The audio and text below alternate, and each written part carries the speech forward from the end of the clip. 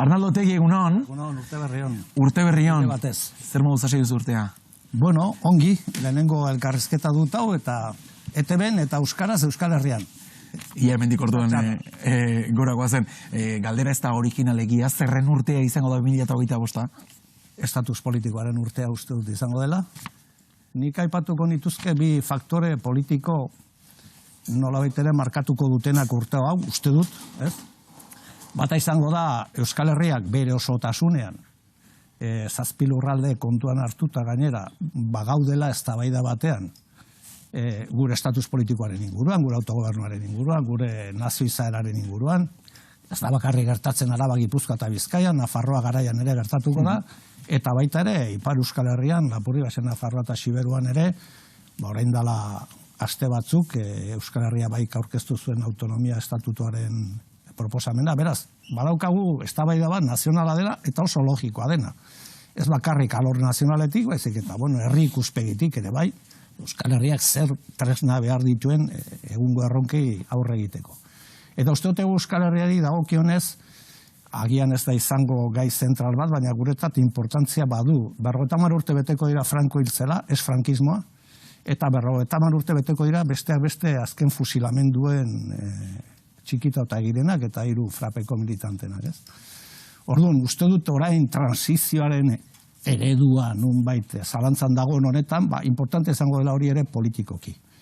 Eta nik uste bi gai horiektan gehi jendarte alternatibaren inguruko eztabaida importanteak egonen dira, beste orain aipatutako reforma fiskalarena eta bar, eta guzti horren markatuko dula pixka bat urteaz.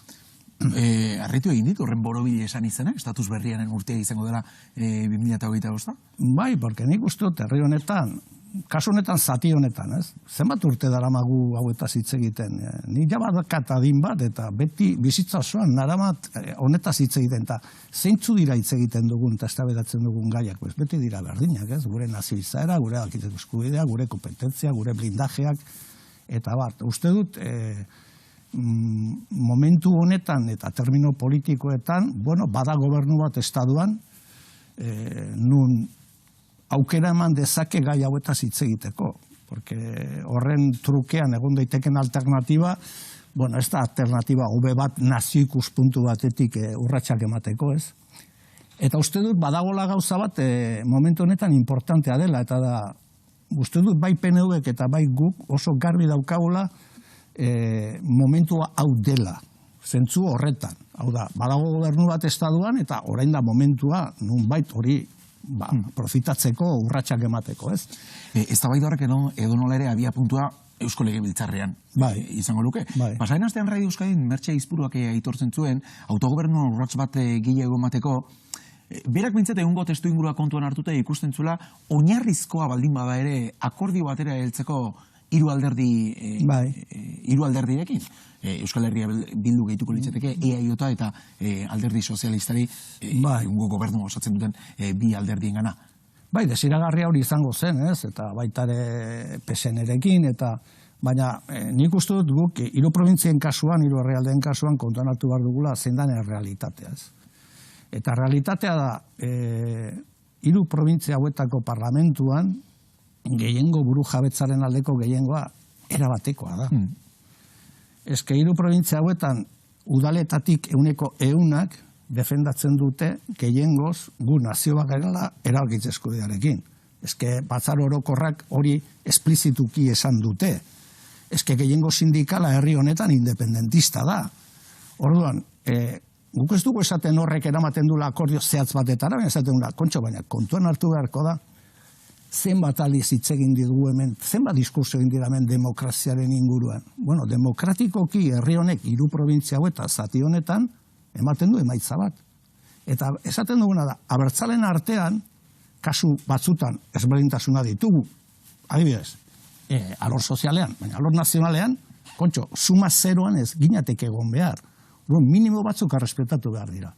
Orduan, nik uste dut, lehenik eta behin, abertzalen artean egon behar dela lan amankomun bat. Gero gehitu behar dela beste sektore batzuk, ez bakarrik PSOE, baita ere ezker konfederala ditzen den hori.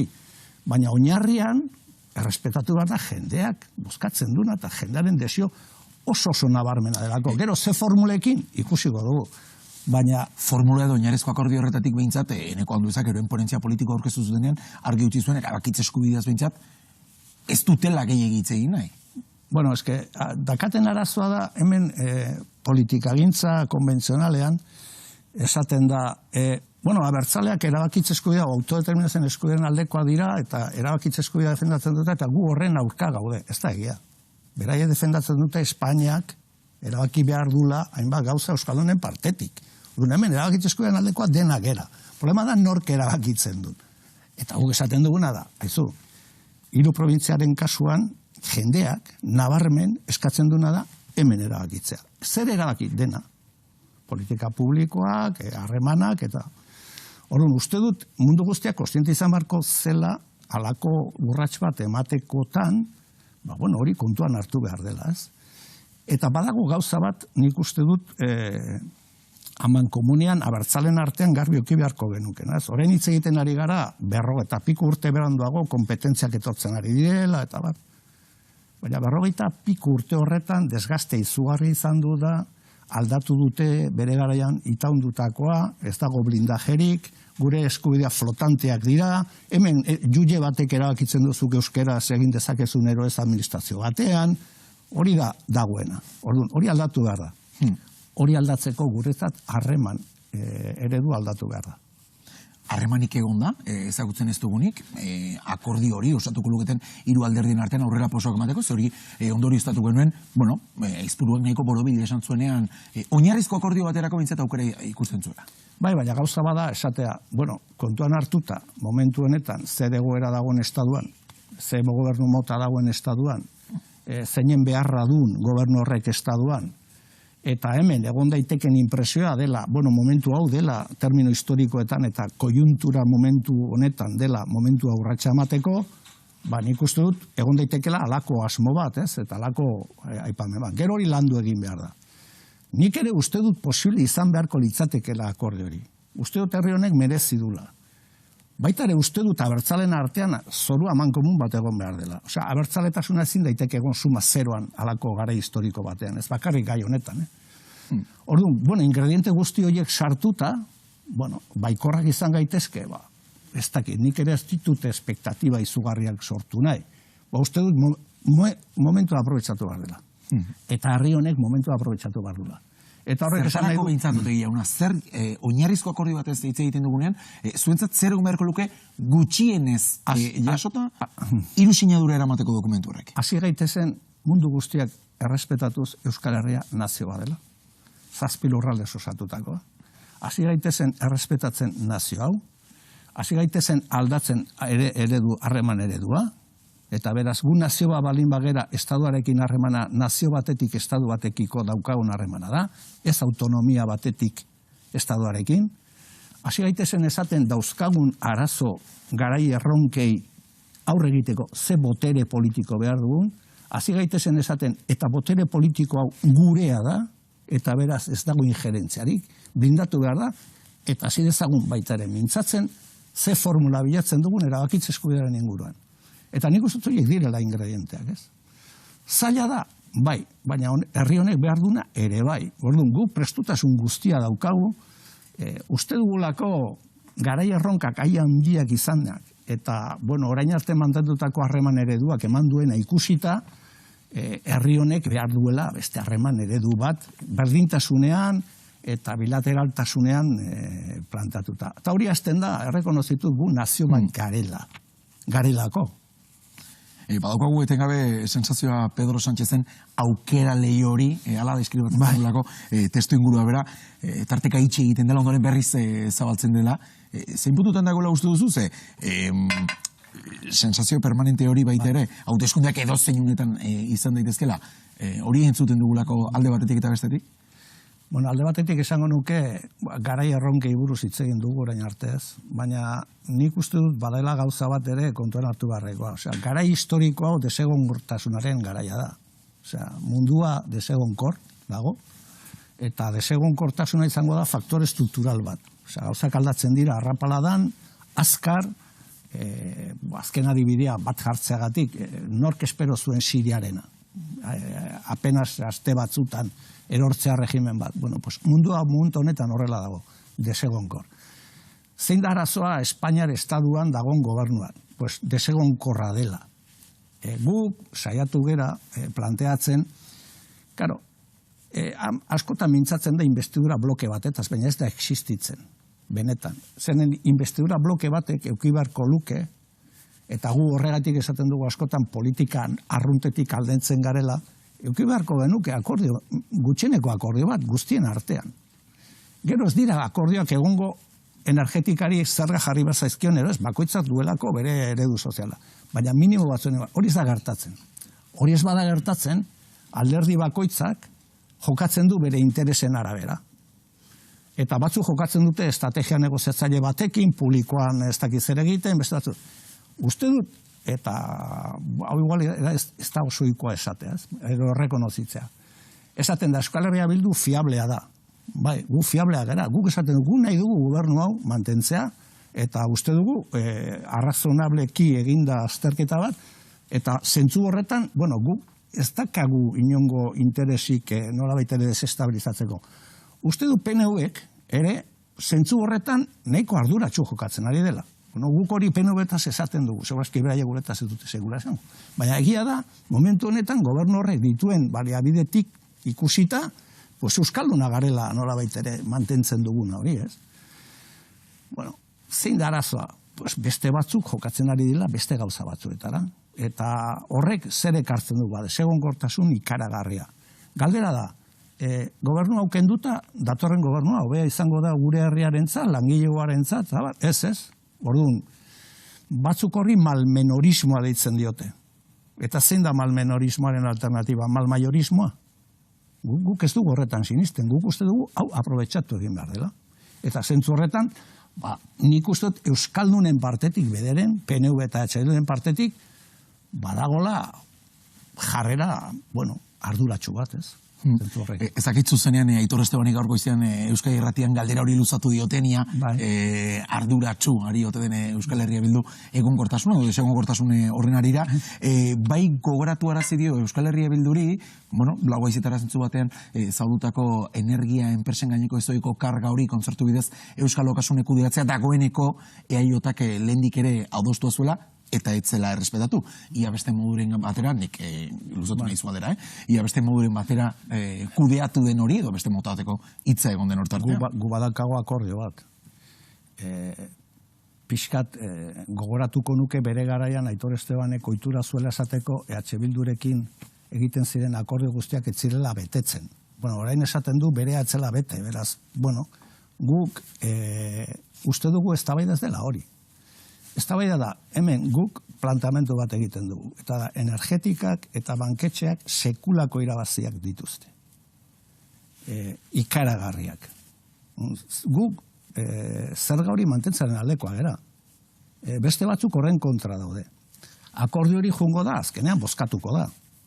Eta bakoitzak bozkatuko du, zilegitasun guztiarekin ulertzen duna. Guk uste dugu banketxei eta energetikoi zerga bidez, eta estrukturalki mantendu egin behar dela zerga hori. Eta horre gainera, dirua ekarriko lukela, 3 probintzietan gure arka publiko, ez? Guk horren aldekoa dela. Afera ez da kumplituko den, ez afera da, zudakazu eztabaida bat, fiskalitatearekin zer ikusia duena. Guk argi daukagu posizioa, eta da, guk mantentzearen aldekoa gera, zerga energetikoi. Bueno, beste batzuk ez. Eta hori da eztabaida ez da H Bildurekin eztabaida hori da. Eta guk eztabaida hori uste dugu ona dela. Eta zilegia da bakoitzak eukitza bere posizioa. Guk ezkerreko posizio batetik horren aldekoa gera. Beste batzu, segurazki beste posizio batzuetatik, beste interes batzuetatik, batzuk oso zilegiak izan daitezkenak, uste dute hori txarra dela. Bueno, guk uste dugu bona dela. Madrilen bestalde gaur ekingo diote, Frankoren eriotzetik 50 urte igaro ondorengo ekitaldi sorta horri. Egia esan, ekitaldia berak izango den gidoi edo helburutik haratago, eztabaida politikoak hartu du protagonismoa, Espainiako erregea bezalaxe, Euskal Herria Bildu ere ez da izango gaur bertan. Bueno, Espainiako erregea zegotea nahiko normala iruditzen zain, ez azkenean Franco jarri zuen bere aita eta monarkia barretsi zuen, ez? Eta Euskal Herria bildu zeute? Guk uste dugu beharko genukela martxan jarri dinamika bat, porque esaten da, bueno, Franco hiltzen, baina Franco hiltzen, baina frankismoa ez. Eta frankismoa gelditu zen estatu aparatuetan kokatua. Eta orain adibidez asko aspamentuak egiten dituzte judikaturan gertatzen diren gauza askoren artean eta hori ez, eta gu esaten dugu, baina eske etzen hausdura demokratikorik egon frankismoarekin. Juiak zirenak, Frankorekin juiak jarraitu zuten izaten, polizia zirenak berdin, guardia zibila zirenak berdin, armadakoak berdin. Eta hortik datozen hainbat eta hainbat arazo. Nik uste dut Euskal Herrian, eta Euskal Herriko ikuspuntutik, estadutik aratago, porque hemen baldintza beste batzu dira, uste dut mereziko lukela urte hau, ere lehen aipatu dut, egiteko balantze bat, ez? Transizioa zer izan zen, zer ekarrizun, transizio horretan bakoitzak ze paper jokatuzun, eta perspektiban jarrita eta etorkizunari begira, nik inkorporatuko nuke beste erreflexio politiko bat, ez? Eta da, askotan hitz egiten da burujabetzaren inguruan, lehen aipatu dugu harreman eredu aldatu behar dela, nik uste badela beste arrazoi oso importante bat burujabetza aldarrikatzeko. Eta da, Euskal Herrian, nahiz eta bere 7 lurralde kontuan hartuta. Parlamento bat egokitzen baldin bada, fascismoak ero autoritarismoak gobernura heltzeko baldintzak oso eskasak ditu. Gu jarraitzen baldin badugu mantentzen burujabetzari gabeko harremana Espainiar estatuarekin, bi arretzi egon daiteke eskuin muturra alako gobernu batean. Frankismoaren aldeko indarrak egon daitezke. Nik egiten dudan erreflexioa, guk egiten dugun erreflexioa da, ez da pixkat arduragabea, arduragabekerik galanta pentsatzea, guk utzi dezakegula herri bat, nun bere belaunaldi berriek, aukera horren aurrean egon daitezkela. Eta ez dut esaten bakarrik termino sozialetan, termino nazionaletan, euskararen terminoetan, hezkuntzaren terminoetan. Gu prest gaude jokatzeko harreman batean nun, bihar Espainian estaduan bozkatzen balin bada PP bost gobernu bat, gure askatasun guztiak arriskuan jartzeko. Guk uste dugu hori badela ere oso argudio, boteretsua esateko, beste harreman bat behar dugu, guk gure herria babestu behar dugulako. Austarketa eskatu nahi nizun, Espainiara begirere bagaudelako Euskadiko Pilota Federazioak, eman litzazken urratxe buruz, helburu edo, Euskadiko Federaziotik 2030ko mundu txapelketan jarrita daukatena, Bizkaien izango dena hain justu, eta Espainiako Federazio izan da, legiteak aurkeztu dituena, bai justizia bedik eta baita arbitraje ikuspuntutik ere. Iritsiko dira epeak beste kontrako gotxik egingo da, ze hor txalantza balaztegoen, Kirol Kontseilu Nagusiak ere, ze urratxe emango zuen, hor santuen araudia errespetuztela, eta 2022ko kirolegia kontuan hartuta, hor bentsate eurek etzaukatela ezer esateko. Nik uste dut urratxe oso positiboa eman dela, asko landutako urratx bat izan dela, hor interes gurutzatu asko daude, baina nik uste dut Euskal Pilotaren selekzioak ireki dezakela beste esparru batzuetarako ere aukera bat, ez? Espainiar selekzioak, Espainiar Federazioak horren aurkako legitea egin du, beste, formalki esan duelako horakaz batzuk egin direla, eta bar, ez? Baina berriro diot ere eztabaidak aukeratu behar ditugula. Eztabaida da, eta lehen aipatu izan dugu estatusa. Gu nazio bat balin bagera, eskubidea daukagu gure selekzioekin jokatzeko, bai. Hori zein behar respetatu. Zein da arazo? Zein da arazo estrukturala? Arazo estrukturala da, badagola konzepzio bat estaduan uste duena hori ezin daitekela gertatu. Baina, kontxo, PNV-ek esaten du, gu badaukagu akordio bat eginda Sánchezekin horren inguruan. Hori respetatu beharko da. Hau da, pilota txapelketan, munduko pilota txapelketan, Euskal Herriak jokatu beharko du Euskal Herria bezala, nazio bezala. Badakite Euskadirekin lotua dagola, baina guk horretan ere uste dugu beste urrats bat eman behar dela, ez? Badakit posible dela 3 probintzia Euskadi izenarekin 7 lurraldetako pilotaria jokatzea, baina guri gustatuko litzaiguke 7 lurraldek hori erabakitzea eta nolabait ere selekzio nazionala osoa egitea Euskal Herrian, baina nik uste dut hori urrats badela. Asko tardatu du, baina horre frogatzen dula, lanak fruituak ematen dituela, eta lan asko egin da hori gertatzeko, eta nik espero dut Euskal Herriko selekzioa ikustea kompetitzen nazioartean, pilotan, eta beste alor batzuetan ere bai. Ikusko dugu. Ia, etxera bultan beste txokolan batzuk ere badirelako aurrekontu ekargi berdea jaso zuten, azkenean Euskal Herria Bilduren babesik gabe, baina orain erreforma fiskalean zentratuko da debatea. Hemen, legebiltzarrean, Otxandean jaunari, behin baino gehiagotan entzun diogu nolabaiteko mezua zabaltzen, gobernuek aukeratu egin beharko dutela, Alderdi Popularrarekin edo Euskal Herria Bildurekin, Gipuzkoako aurrekontuetan ere, Maialen Iriartek hemen izan zegoen, arazoa PP tartean egotea izan zela akordiorik ez erdiesteko. Gaurkoz, akordiotik ze puntuton dago EH Bildu? Nik uste dut, lehenik eta behin egingo nuke erreflexio bat, ez? Herri honetan, uste dut badaukagula arazo bat, nolabait ere, oraindik ere, pentsatzen dugulako, dramatizatu egiten dugu akordioa ez dagoenean, ez? Ematen du mundua bukatu egiten dela. Eta batzutan oso normala da akordiak ez edukitzea, pero ereduak ezberdina direlako, ez? Erreforma fiskalari buruz hitz egiten dugunean, lehenik eta behin, batzuk eta bestek ja saiatu dira esaten, ez dela reforma fiskal bat. Hau ajuste fiskal bat dela. Orduan, ez gaude hitz egiten erreforma fiskal batetaz.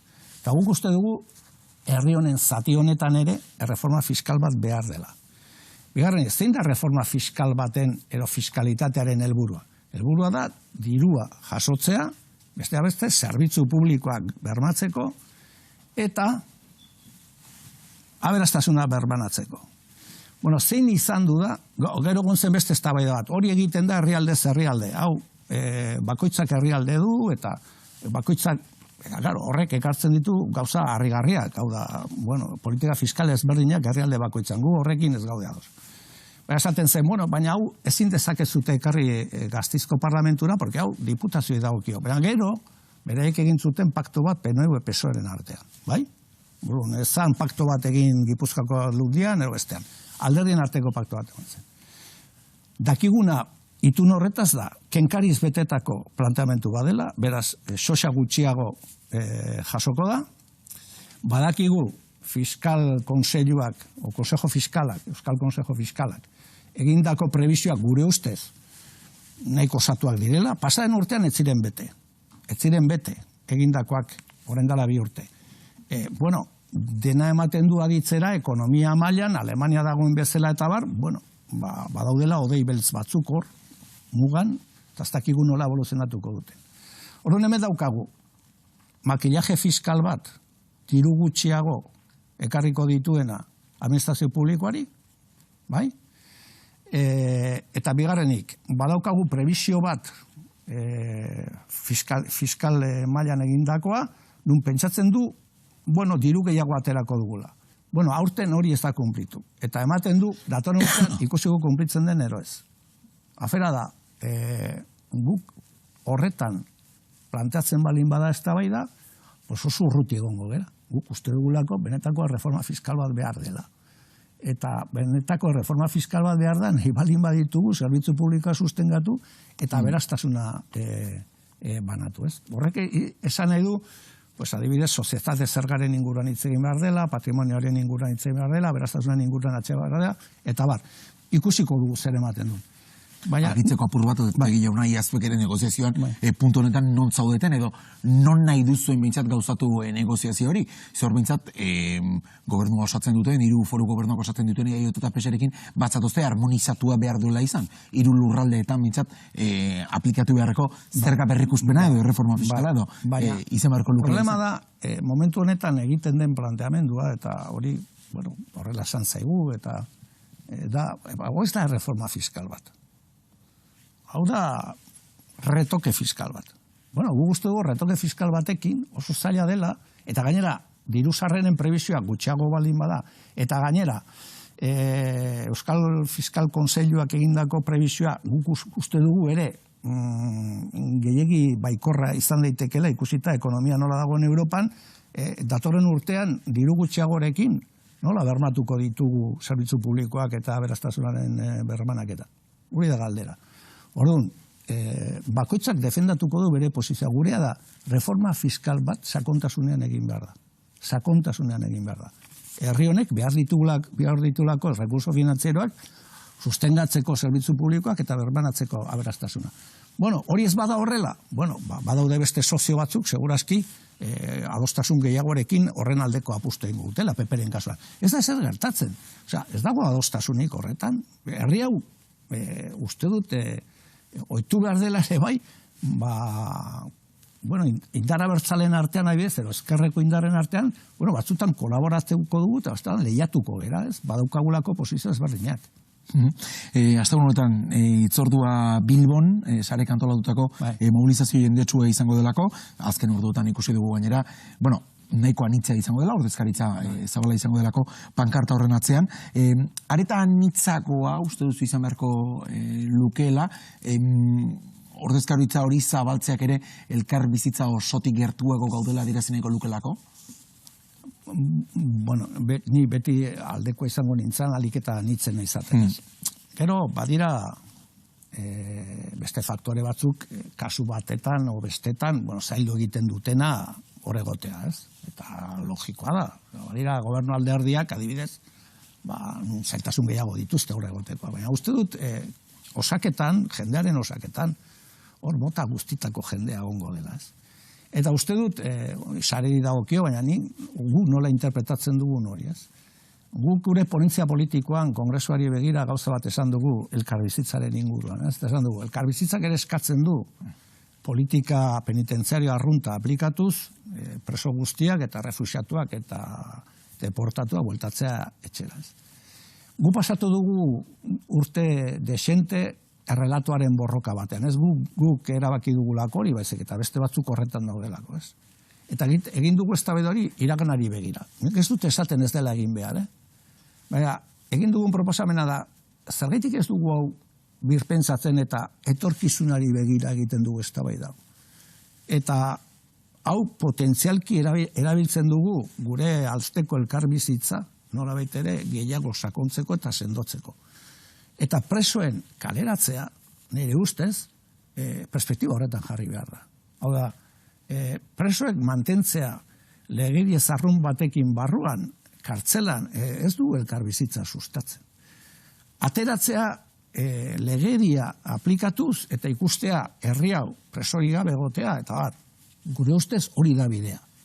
Hori egin behar da denen artean. Eta guk uste dugu salto hori egin behar dela, hau da. Guazen, ez dut esaten, aztu iragana. Itzegin behar dena iragana. Hori esan behar dizun, elkarte desberdinetatik bentsat, uste dutelako etorkizunera begiratzeko lehenengo iraganean izanako argitu gabeko beste kontu batzuk ere konpondu behar direla. Ados, ni ados nago horrekin, baina uste dut batzuk erabiltzen dutela iragana korapilatzeko etorkizuna.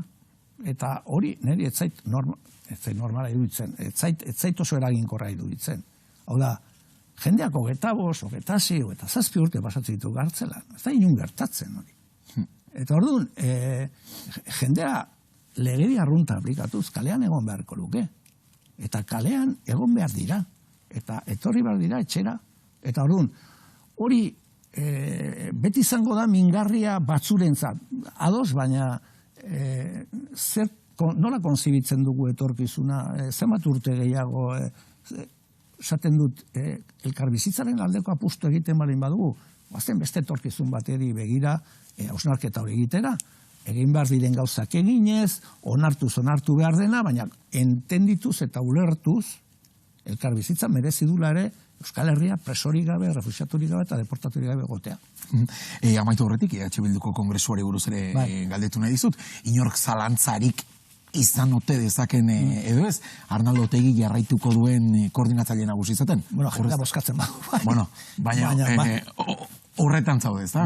Bai, bueno, guk bere garaian Peio Txandiano aurkeztu genunean lehendakaritzarako 3 herrialdetan, nik ja planteatu nuen hori, ez? Batzuk irakurketa bat egin dute horretan, bicefalia bezalako modu bat, izan daitekela eta uste dut ez dela halako hausnarketarik egin, ez? Bueno, ni aurkezten ez, ni uste dut kongresu honetan zuzendaritzaren aldeko apustu bat egingo dugula. Osea, uste dut kongresu honek badituela nolabaiteko 2-3 gauza importante. Bata da, proiektu nazionala jarri dugu erdian. Euskal Herriaren proiektu nazionala. Bigarrenik egin dugu diagnostiko bat, esaten dugu Euskal Herriak hirugarren transformazio bat behar du nazional eta soziala.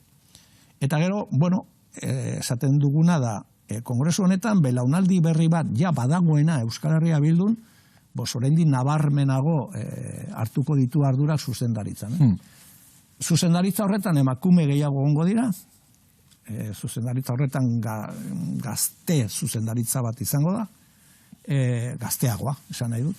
Eta uste dut zuzendaritza horrek ekarriko dula nolabait ere beste freskotasun bat. Eta uste dut ere kongresu honetan, guk askotan aipatu egiten dugu, Euskal Herria Bildu politikagintza Euskal Herrian aldatzen ari dela eta bar, uste dut finkatuko dugula gure ADN politikoan dauden printzipio batzuk. Uste dut berritzailea izango da zentzu horretan. Askok interpretatu duten bizefalia hori aipatu duzunez, paper jokatu beharko luke exekutiboan Pello Txandianok? Nik uste dut Pello, nabarmena da, balore politiko handiko pertsona dela, 51 urte ditu, oso etorkizun oparoa dauka, nire ustez, berak ardura bat du, eta da alternatiba izatea 3 probintzietan, ez? Orduan, uste dut hori dela bere karrila, ez? Eta bere lan politikoa. Eta uste dut bera izango dela, gure referente politiko instituzional nagusia 3 probintzietan, Laura Aznal Nafarroan den bezala, ez? Baina bere balio politikoa, askotan, esan nahi dut, politika konbentzionalean ligatzen da baten o besten balore politikoa karguaren inguruan. Nik uste dut garai hori bukatu dela, alderdietan hori oraindik ere asko manejatzen baldin bada, eta komunikabidean ere asko egiten dira alako irakurketak. Momentu honetan balio politikoa du, kapaza dena, erreflexio eta proposamen politikoak egiten eta jendeak konbentzitzen horiek onak direla. Horrek egiten du zuzendaritza herri batean. Lidergoa herri batean ez du egiten kargu batek. Lidergoa herri batean egiten du kapaza dena herri horrekin konektatzeko eta herri horri hausnarketa bat egiteko, proposamen bat egiteko eta etorkizun bat marrazteko. Eta uste dut hori dela beste Bilduk ez bakarrik egin behar duen lanaz. Arnaldo Otegi, eskerrik asko egun honen izatea. Mi esker.